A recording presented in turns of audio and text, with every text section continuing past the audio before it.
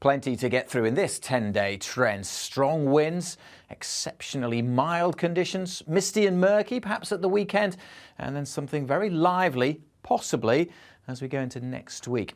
Let's set the scene by taking a look at what's going on high up in the atmosphere. This is the jet stream, that fast-moving ribbon of air that dictates our weather patterns. And at the moment, kind of drifting in up to the northwest of the UK, taking weather systems up towards Iceland. But in this position, the UK is on the warm side of the jet. And in this little ridge, we've got a large, dominating area of high pressure across the near continent. The lows being pushed up to the northwest, the UK between the two, and the isobars squeezing together as well because that high is pretty strong. And those tightly packed isobars generating winds up from the southwest. That is why it is so mild, both by day and by night for the rest of this week. Those winds drawing up very warm air from Iberia and beyond. So it is going to be mild through Thursday and Friday. That jet stream, though, will power some weather fronts into the northwest and bring some rain here. But the main talking point, I suspect, will be the temperatures. Overnight temperatures of 13 or 14 Celsius Thursday and into Friday. Potential for some records to be broken here for the time of year.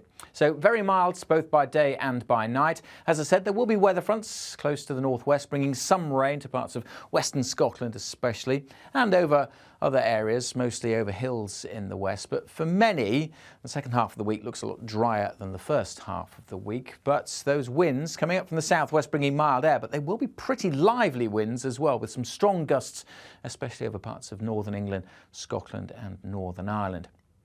A subtle change as we head into the course of the weekend. We've still got a big area of high pressure just to the east of the UK and low pressure to the west. But the isobars just open up a little bit as we go through Saturday and into Sunday. Still drawing warm, mild air up from the south. But as those isobars open up, it just allows the atmosphere to settle a little bit. And this time of year, something we haven't seen much of, misty and murky conditions could start to arrive. So that's something of the weekends. We're going to have a lot of mist and low cloud around.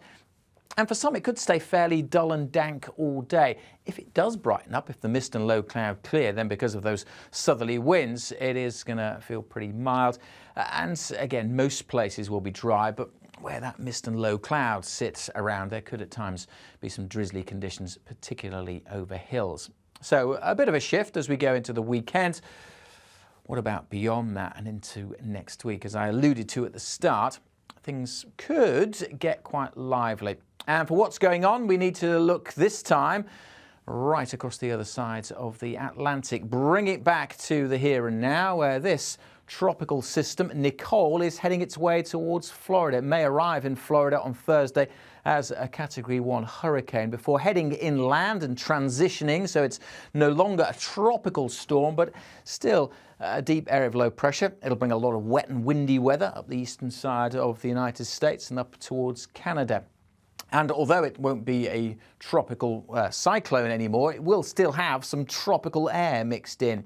And at the same time, at the moment, across parts of the Midwest, we have an active winter storm drawing in some very cold air. Now, it's the contrast between the warm tropical air that this system is going to bring north and the cold air trying to pile south from the Arctic that will power our old friend, the jet stream. It's that contrast between the warm and the cold that will invigorate the jet stream high up in the atmosphere, but powering it down across the Atlantic through the weekend. And that changes things for us as we go into next week. This very active jet stream picking up areas of low pressure, intensifying them and spreading them at least towards the UK.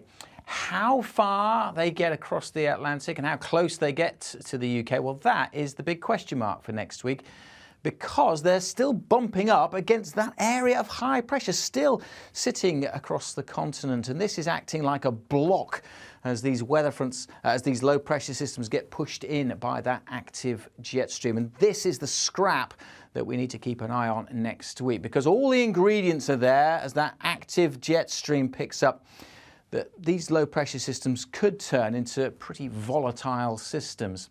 And that's the pattern for much of next week, as I can show you here with these charts. This is the European model chart showing for Tuesday a couple of those areas of low pressure heading towards the UK, but a big block still sitting over Scandinavia. Wednesday's chart is similar. The lows are in different positions, but still quite potent areas of low pressure close to the UK, all being bumped up against that area of high pressure across the near continent. And the American model, the GFS model, showing something similar. Again, the position of the low is going to be different. This is 6 days ahead, and there's a lot to happen in between, but the same kind of pattern with low pressure systems out in the Atlantic bumping up towards the UK.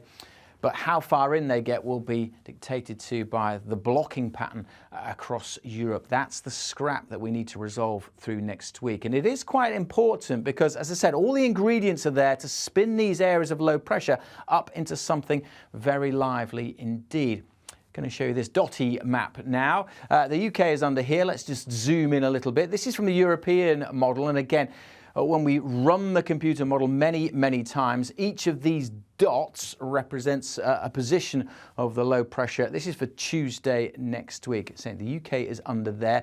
A lot of these lows are just sitting to the west of the UK, but I wanted to pick out the different colours here because that's important. Some yellows and some reds in there. And if we just, again, zoom out and put the key on, it's the yellows and the reds that are the particularly intense areas of low pressure. That's the central pressure. So the lower the central pressure, the more likely it is that that low is going to pack a punch in terms of wind strength. So just a few of these computer model runs suggesting something very lively just to the west of the UK for the early to mid part of next week. So that's why we need to keep a close eye on those developments about what is going to happen with Nicole and how that then fuels the jet stream into next week.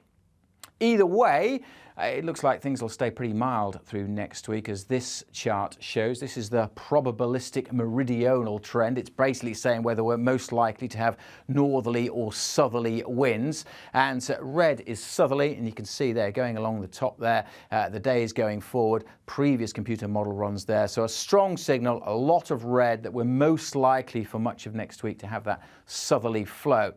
Probably won't be as mild, as exceptionally mild as it will be through Thursday and Friday of this week, but generally things staying mild through next week. Spells of wet and windy weather are likely, and there is just the potential for something even livelier, something really quite volatile. So at the moment, the message is stay tuned to the forecasts. Obviously, day by day updates will be available to you from the Met Office, and the best way to keep up to date with those is to follow us across social media.